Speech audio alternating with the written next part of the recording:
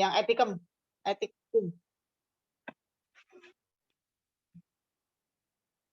Ya, bismillahirrahmanirrahim. Assalamualaikum warahmatullahi wabarakatuh. Kita mulai kuliah hari ini tentang prinsip-prinsip penanganan fraktur pada tangan. Ya.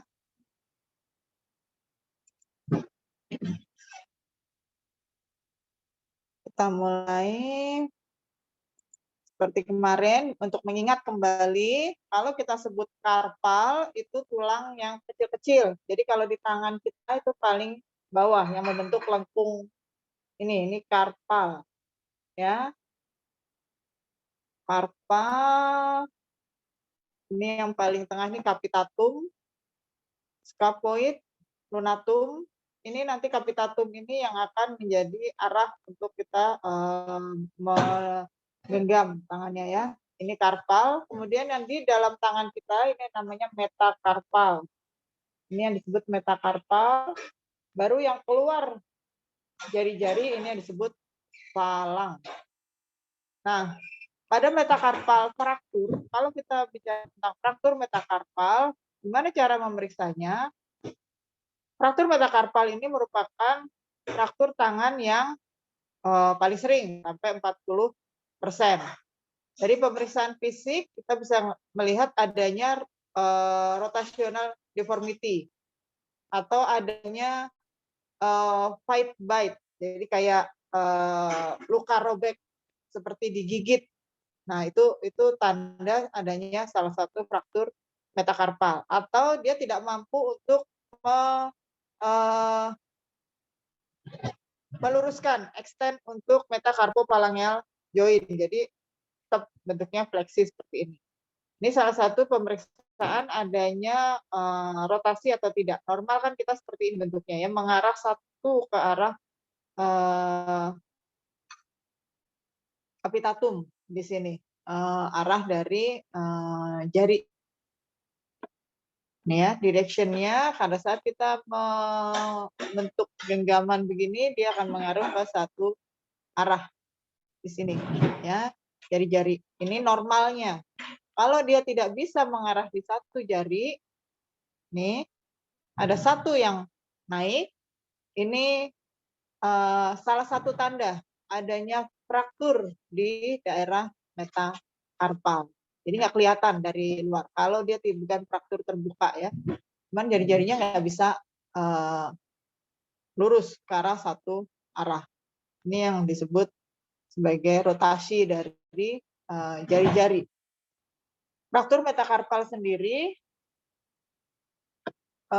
kalau istilah-istilahnya ada yang karena metakarpal itu panjang, ada yang disebut sebagai head fracture, neck atau leher, fraktur pada leher metakarpal, ada fraktur pada batang atau tubuh metakarpal, shaft fracture, dan ada yang disebut base fracture atau dasarnya atau yang paling bawah yang berhubungan dengan karpal joint.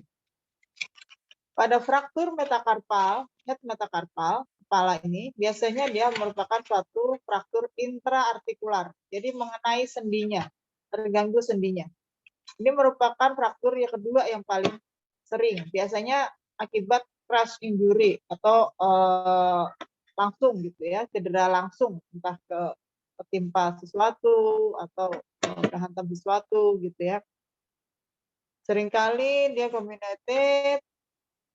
Kalau dia intraartikuler, penanganannya harus tata laksana operasi ya, open reduction dan fiksasi ini. Bisa juga dilakukan konservatif, tapi jika kurang dari 25% sendi yang terlibat. Jadi seringkali sebaiknya sih operatif karena intraartikuler. Kalau nggak operatif biasanya terlalu lama sehingga menyebabkan perlengketan dari sendi sehingga kontraktur sehingga nggak bisa nekuk. Gitu ya, kalau tangan kita sangat butuh untuk lentur. Kemudian yang kedua adalah fraktur neck metakarpal di sini di lehernya. Paling sering adalah di jari keempat dan kelima, gitu ya. Yang ketiga adalah fraktur shaft metakarpal. Pada shaft metakarpal ini sering terjadi rotational deformity yang tadi kita bisa lihat ya, deformitas yang memutar pada cedera shaft metakarpal.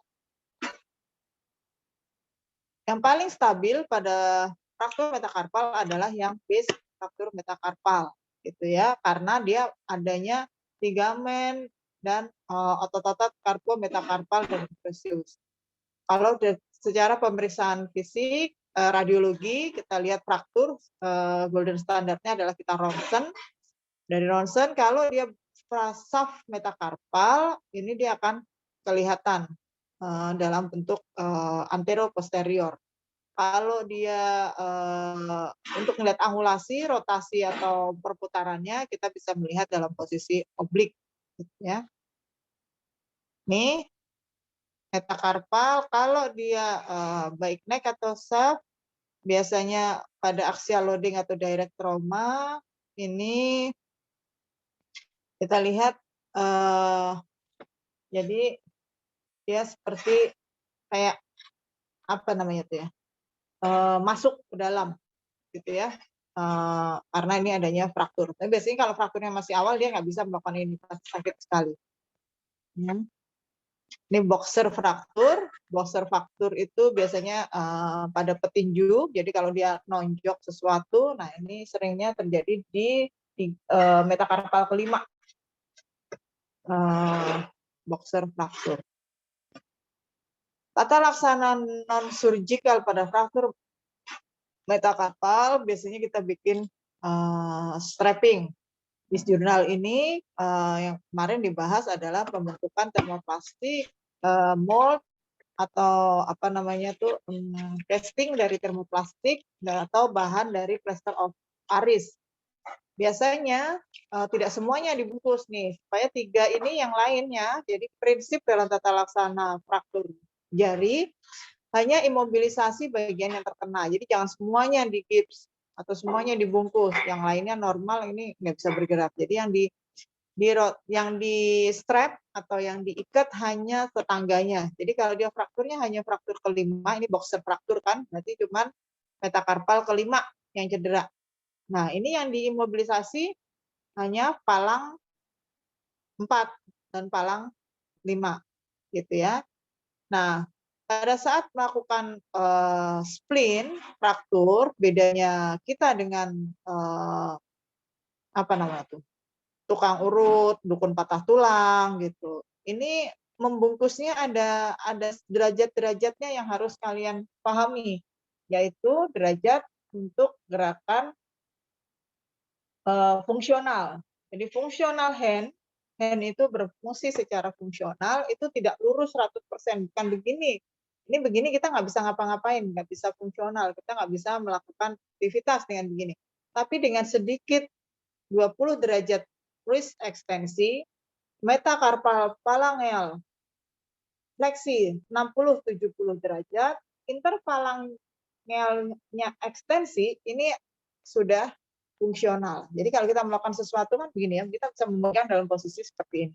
Ini yang disebut fungsional spleen. Jadi kalau kita melakukan spleen, itu kan nanti akan ada efek samping, yaitu terjadinya kekakuan. Makanya kita bentuk spleennya dalam bentuk kekakuan yang fungsional. Jadi kalaupun kaku, dia tetap masih bisa aktivitas fisik. Gitu ya. Ini harus dihafalkan posisinya ini. 20 derajat wrist ekstensi dan metakarpophalangeal joint-nya fleksi 60-70 derajat. Ya, tujuannya untuk mengurangi dari konsekuensi adanya pemendekan ligamen, sehingga bisa mempengaruhi fungsi tangan jangka panjang kalau ini tidak dihindari, gitu ya. Di sini tidak ada bedanya mau pakai compression banded split atau mau pakai POP, plaster of Paris, itu asal dia 3 weeks immobilization sama hasilnya. Ya, jadi kita bisa pakai bahan apa aja yang ada. Imobilisasinya nggak boleh lama-lama, hanya 3 minggu, dan yang diimobilisasi hanya bagian-bagian yang terkena. Jadi 3 jarinya adalah kita bebaskan untuk boxer fraktur. Ya. Kemudian untuk metakarpal base fraktur yang nggak ada geser, non displace, itu bisa konservatif. sama tadi ya, wrist immobilization. Jadi dipasangin gips selama 4 minggu. Kalau dia ada geser, displace, ini nggak bisa lagi dipakai gips dan sebagainya. Harus dioperasi dipasangkan fiksasi internal, ya. Walaupun setelah fiksasi internal biasanya tetap dikasihkan plaster of Paris. Kalau shaft and neck fracture generally non-surgical management, tapi harus dilakukan redaksi dulu. Redaksi ini harus ditarik dulu, jadi dibius biasanya. Walaupun dia sama-sama di gips, tapi dilakukannya di kamar operasi. Dia tidak dilakukan pemasangan fiksasi internal, tapi dibenerin dulu, ditarik dulu, direduksi dulu, gitu ya. Reduction bisa dilakukan paling bagus kalau pada saat 90 derajat fleksi dari metacarpopalangeal. Ya, ini teknik untuk melakukan reduksi ya. Nih, splinnya. Ada volar splin, indikasinya kalau dia ada fraktur di daerah karpal atau jari 2 sampai 5 metacarpal head fracture. Kenapa pada fraktur jempol tidak bisa pakai volar splin? Karena kalau kita lihat sendiri splinnya nih, dia tidak mau fiksasi daerah ibu jari ya. Forearmnya netral, ada ekstensi 10 sampai 20 derajat gitu ya. Jadi tetap dibungkusnya hanya sampai sini, jari-jarinya tetap dia sampai sini karena yang patah adalah daerah-daerah karpal, tulang karpal ya. Ini ada ulnar, indikasinya kalau fraktur di metakarpal keempat dan kelima. Sampai dia bisa juga dipakai untuk 4 sampai 5 dari palang fraktur. Tapi kalau kita lihat nih, jadi bandage-nya atau splinnya ini sampai ujung jari-jari, hanya tinggal kuku aja yang kelihatan. Kalau ini dia hanya sampai sepertengahan metakarpal, gitu ya. Nih, dia tetap ya posisinya harus ada wrist slide ekstensi, MCP-nya dia di fleksi, kemudian PIP, DIB bisa fleksi, bisa full ekstensi. Ya, ini body tapping. Nah ini, kalau dia pada frakturnya non displace, nggak geser, cuman retak aja di middle atau soft palang fraktur atau adanya ligamen sprain, udah yang difiksasi jarinya aja, dipasangin body tapping. Ini dikasih kayak busa, kemudian di plaster. Nah, adhesive tape. Ya, posisinya netral. Jadi yang 3 jari ini masih bisa aktif. Jadi jangan semuanya dibungkus. Ini namanya body tapping. Ini yang radial. Kalau dia biasanya kalau kita membatasi gerakan ekstensi. Jadi ini sisi radialnya yang kita gips, tapi ini jarang, radial sprint ini jarang. Biasanya kita pakainya yang tadi lunar sprint ya. Ini apa dilakukan operasi pada waktu metakarpal, yaitu jika fraktur terbuka. Fraktur terbuka itu ada luka terbukanya, jadi ada perdarahnya, ada robekan kulitnya, itu fraktur terbuka namanya ya. Satu, fraktur terbuka. Kedua, jika frakturnya mengenai intraartikuler. Seperti tadi yang head fracture, head metacarpal fracture itu bisa merupakan intraartikular fracture, itu salah satu indikasi dilakukan operasi. Atau terjadi angulasi lebih dari 30 derajat tadi ya, naiknya gitu, kalau kita lihat derajatnya lebih dari 30. Rotational deformity lebih dari 10 derajat. Atau ada pemendekan dari metakarpal. Metakarpalnya jadi memendek lebih dari 5 mm. Biasanya membutuhkan, kalau frakturnya unstable, jadi patahnya ada beberapa tempat, jadi nggak stable. Itu biasanya membutuhkan manajemen untuk operasi ya.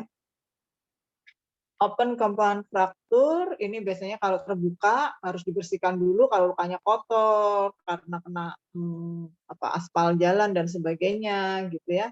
Ini biasanya lakukan operasi terbuka yang membutuhkan antibiotik. Ini jenis-jenis operasinya kalau dia bisa ini yang disebut sebagai plate and screw, ini yang disebut sebagai intraosseous wiring, ini ya, ini nail. nail atau ini cuman dikasih screw aja nggak ada flatnya ya. Nah, tujuannya dilakukan operasi tadi ya imobilisasi supaya dia lebih stabil, kemudian menghindari terjadinya angulasi tadi ya. Namun ingat bahwa pada operasi tidak boleh lebih dari imobilisasinya lebih dari 2 minggu karena sudah dipasang wire sebenarnya pada prinsipnya kan dia udah stabil. Tujuannya imobilisasi itu kan memberikan waktu healing proses pada tulang supaya tulangnya benar-benar nyambung untuk terjadinya kalus.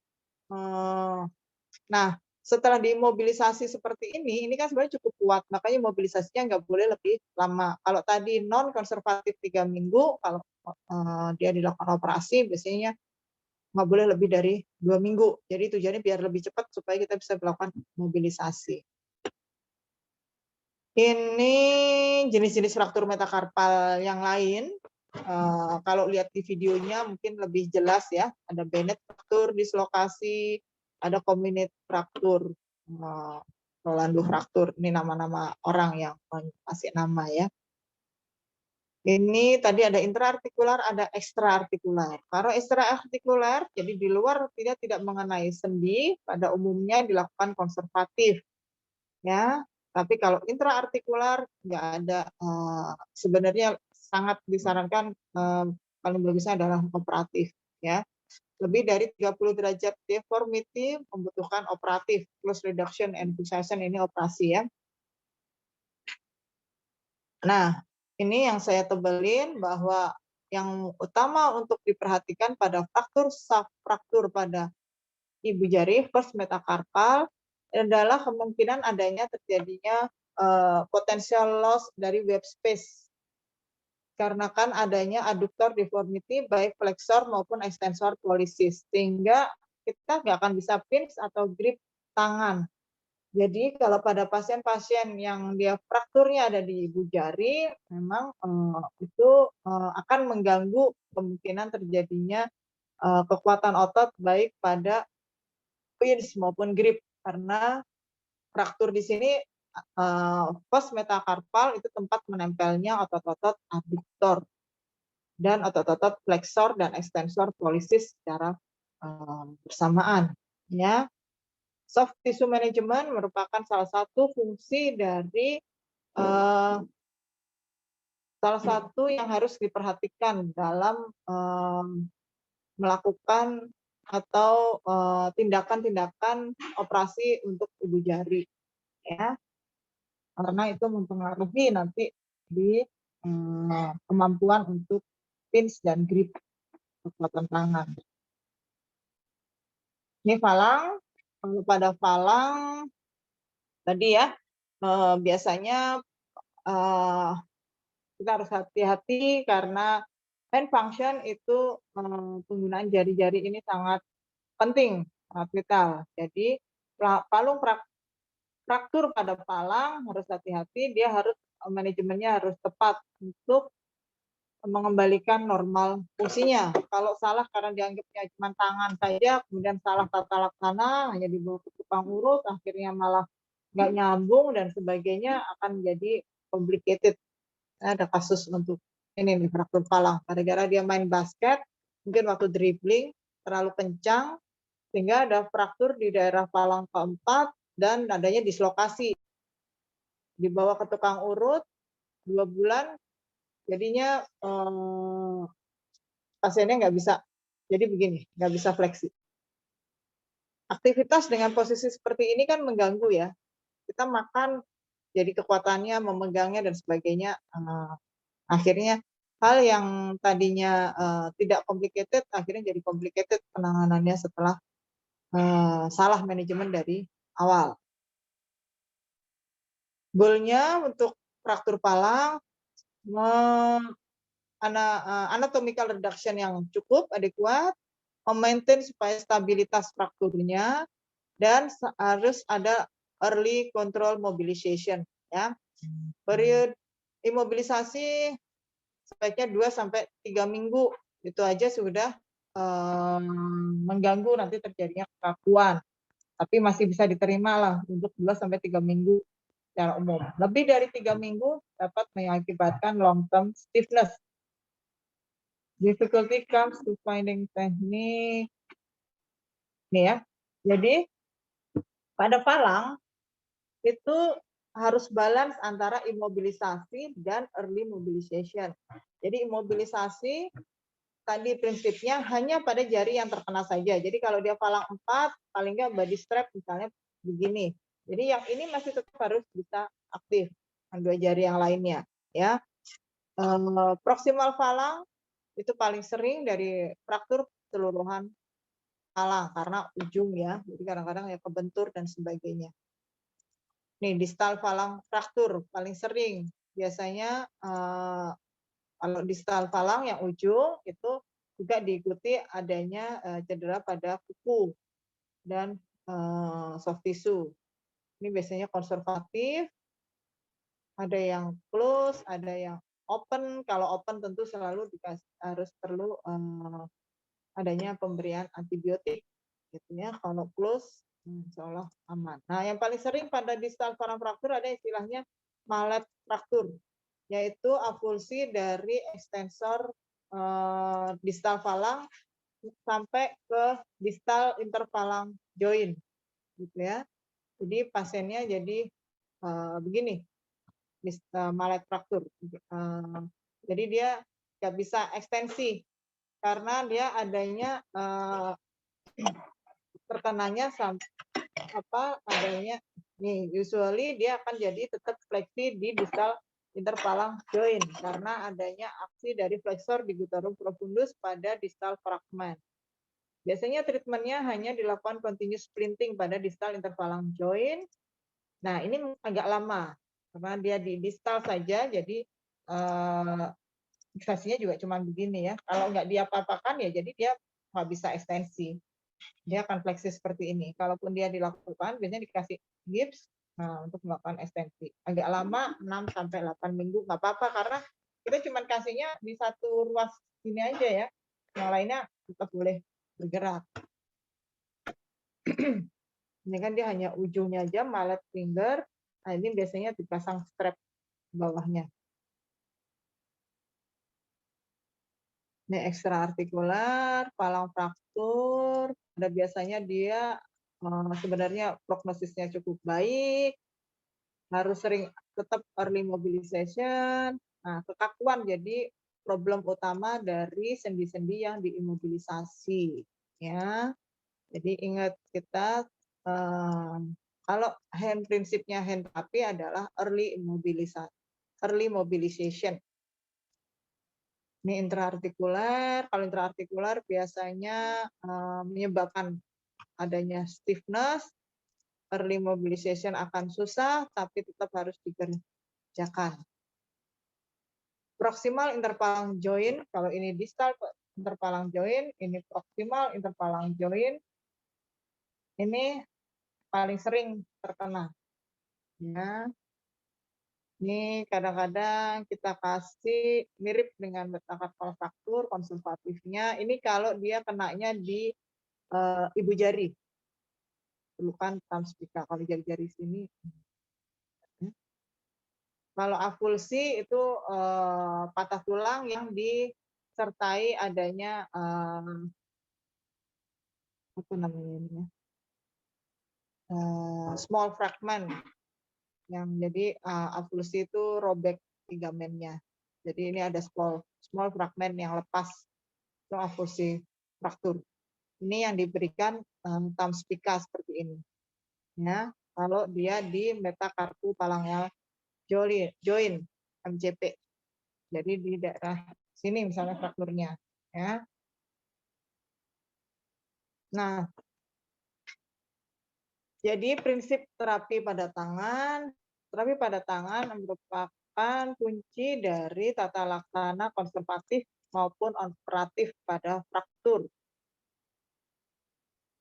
Tulang-tulang tangan secara umum dia akan menyambung kembali dalam waktu 6 minggu. Nah, meskipun bisa terjadi delay pada kalau kita ronsen ulang. Nah, tapi secara umum, secara universal di seluruh dunia ini diterima mobilisasi pada tangan terjadi sebelum 4 minggu. Jadi walaupun menyambung sempurnanya adalah 6 minggu, tapi mobilisasi dilakukan sebelum 4 minggu. Jadi makanya imobilisasinya 1 sampai 3 minggu, ya. Kenapa? Karena semua studi menunjukkan kalau kita lebih dari 4 minggu akan terjadi masalah yang lebih berat, gitu ya. Di sini semua penelitian menyarankan bahwa spleen itu dapat mengurangi terjadinya ngurangin efek dari nyeri. Early mobilisasi memberikan hasil yang bagus pada fungsi dan untuk kembali bekerja tanpa ada mempengaruhi efek buruk terhadap frakturnya, ya. Operasi membutuhkan reduction atau membutuhkan positioning dulu yang bagus sebelum mobilisasi, ya. Open reduction bisa membuat kita mobilisasinya lebih cepat, jadi 2 minggu, gitu ya. 2 minggu dilepas conveyor-nya, udah nyambung, 4 minggu mulai dari latihan gerakan. Malunion adalah concern utama dari komplikasi dari semua teknik manajemen tata laksana fraktur pada tangan, ya. Jadi secara kesimpulan, prinsip tata laksana cedera falang dan interfalang: 1. Imobilisasi untuk mengurangi nyeri dan penyembuhan primer. Gerakan baik aktif maupun pasif membuat cedera lebih dan kaku kalau sebelum 10 sampai 14 hari, ya. Jadi 10 sampai 14 hari memang benar-benar imobilisasi, kita jangan digerak-gerakin, gitu ya. Imobilisasi dalam posisi fleksi. Semua jari yang tidak diperlukan untuk imobilisasi harus aktif bergerak kayak tadi ya. Contohnya kalau dia imobilisasinya hanya body tapping aja, yang lainnya harus tetap bergerak, gitu ya. Nah, bengkak harus dihindari dengan meninggikan posisi tangan secara aktif, menggerakkan bahu, siku, dan pergelangan jari-jari sesuai dengan garis sendinya. Kalau dia cederanya hanya falang, jangan semuanya terus tangannya digendong. Jadi dari mulai bahu, siku, dan sebagainya ikut imobilisasi. Itu yang nggak boleh, ya. Jadi tetap harus digerakkan bahu, siku, pergelangan, dan jari-jari yang lainnya secara aktif. Hanya yang cedera saja yang diimobilisasi. Itu pun nggak boleh lebih dari 14 hari. Ya. Fraktur palang durasi mobilisasi tidak sesuai dengan waktu penyembuhan tadi kan ya. Waktu penyembuhan membutuhkan waktu 6 minggu.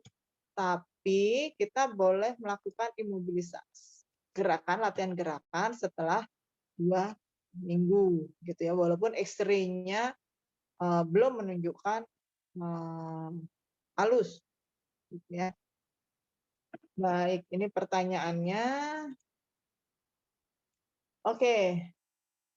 Dari penjelasan tadi saya harap kalian cukup bisa mengikuti karena kita sudah share PPT-nya dari kemarin, ada videonya juga yang saya kirimkan, juga jurnalnya udah dikirimkan dari minggu lalu. Ada yang mau bertanya?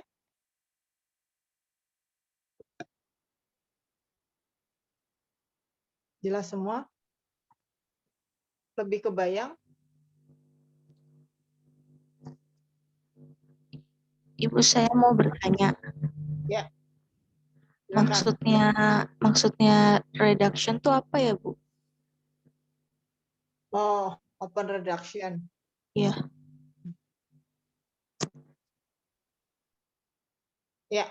Jadi yang dimaksud dari open reduction itu adalah kalau kita bengkok, jadi kalau misalnya frakturnya tuh geser, itu dikurangin dulu reduksi istilahnya itu dengan kayak ditarik gitu loh, dilurusin dulu, itu yang disebut reduksi, open reduksi. Jadi kalau dia fraktur terus kemudian geser, gimana ya? Misalnya ini jari ya, dia fraktur kemudian salah satunya jadi masuk begini. Nah ini open reduction ini kita tarik dulu supaya dia pada ke tempatnya semula. Misalnya dia tadinya jari seperti ini, kemudian open reduction itu ditarik. Jadi dikembalikan posisinya semula. Reduksi itu. Jelas nggak? Bayang nggak? Kebayang, Bu. Terima kasih, Bu. Ya, sama-sama. Ada lagi yang mau bertanya?